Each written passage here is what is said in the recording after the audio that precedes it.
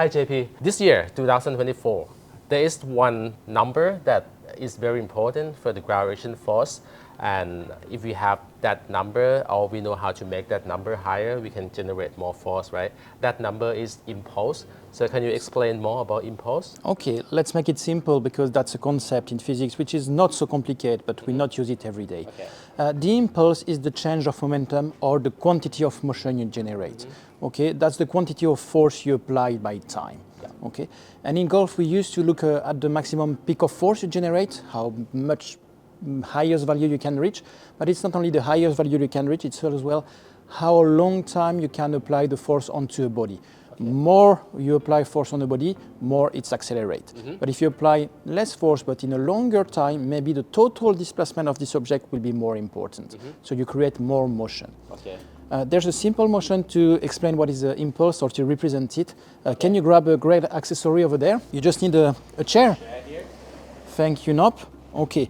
What does it mean? It means, for example, if you apply a lot of force but in a very short time onto an object, it's going to roll to that direction, but not so far. Okay? But imagine now you're going to apply a lot less force, so less peak of force, but during a longer time, the chair will get the chance to go much further. So impulse, it's how much force you apply through time, and that's a concept we need to use in golf. More power, short time, and less power, longer time. Which one is better for golf? On the downswing, we don't have much time, so the most important is to just get very high peak force, okay? But some forces like the lateral force or the rotational force, you can start to generate some force before the top of swing. So that means if you start earlier, you get a chance to get a larger time to apply force to your body. Since the mid backswing, for example, you can imagine that your body is already starting to create some force to generate motion toward the target.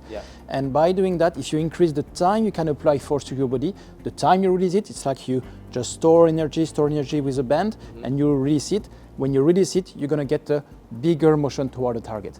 So this is where we can play with the impulse, and that's what we observe with good players. So we can train impulse. The impulse is for two things. We can train it, and with the system we can really check if the drills you're doing or the technique you are doing increase the impulse, the quantity of motion.